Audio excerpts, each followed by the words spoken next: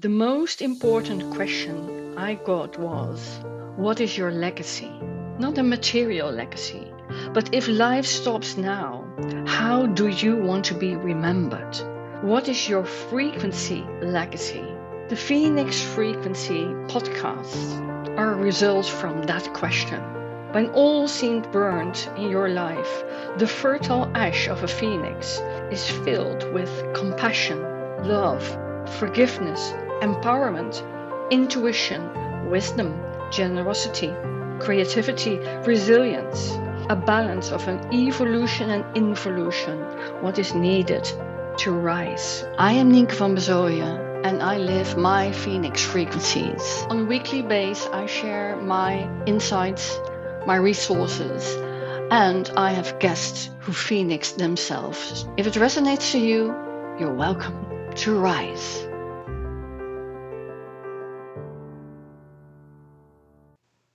Welcome to the Phoenix Frequencies.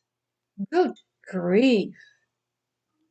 In English, this slang is good grief is often used when a negative or shocking or alarming event shows up. But what do we see if we take the words without the meaning added to it? Good grief. Grief, regretting, mourning a loss. Good, facing loss in a way that's sustainable, healing, and valuable in the present moment and the future. Grief, a heart-aching moment or feeling based on a big shift. It hurts. Things in life aren't the same anymore. This weekend, my partner, who passed away last October, we will bring his ashes to his final resting place. Part of my good grief were the countless long walks in the forest nearby to find a place that celebrates his being, his life, his character. With my very diverse family, it isn't easy to find everything what fits all. I was really trying to do it right for all, and that's a mission impossible. We all have our grief, our lessons to take in our own way. There's no way you can serve all. My grief in the loss gave me an opportunity to see what patterns and emotions, and from there the reactions, are no longer serving me.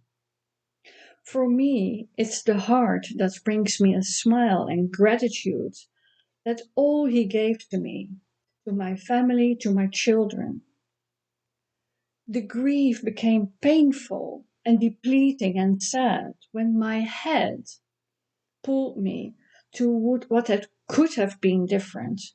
The thought what went wrong in his psychiatric treatments and just feeling a mind's upset. Those thoughts make me bitter, resentful, and sad. But miracles never come to the surface without showing a contrast first. I know I did all I knew at the time what to do. If things had been different, would he still be alive and wouldn't he have died so young? Maybe. It doesn't matter now. It did happen the way it happened. With the knowledge of now, it could have been different, but I didn't have that knowledge at that moment. So it's wasted energy to pull myself down with such negative projections. Yes, I do miss the friendship from our starting times, the collaborations, the humor, the love, the feeling safe. But I don't miss the panic attacks, the anxiety, the psychiatric fed manipulation, my developed codependency.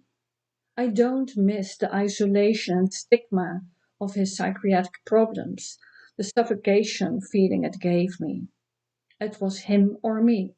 I chose me, and that choice put him into the path down. When I stopped rescuing him, he died of loneliness and self-regret in a couple of years. That was his process, not my responsibility. My good grief comes with gratitude of all what came out of the 20 years, 23 years even, together. Good grief is letting go in love and good memories. Good grief is the opportunity to turn around what my mind is pulling me down with. The anger, the frustration, the loss, the heartache. And turning these feelings into a warm bath in my heart helps me a lot. And they can coexist. The grief can be my stepping stone for growth, for recognizing and turn around old patterns and feelings and emotions into my elevating points. We are never our past, no matter how painful the shifts and losses are. My good grief in the loss of my hearing capacities is my hearing between the lines. Hearing what isn't said, that's a bonus, no loss. My loss and paralysis on my left side of my body is a red flag for when I'm out of flow. And my memory loss, it's just a bonus to let go in an over-controlling and hyper-awareness, learning to express gratitude to that rather than frustration. The loss of my partner started not with his death. It started long before. The bonus is I learned to be self-responsible and independent. Good grief. Piet, thank you. Rest in peace, my love. And don't worry, as you can see, I phoenixed. And in the phoenix frequencies, joy and grief are existing equally on the same page. And if you struggle, I wish you a lot of good grief.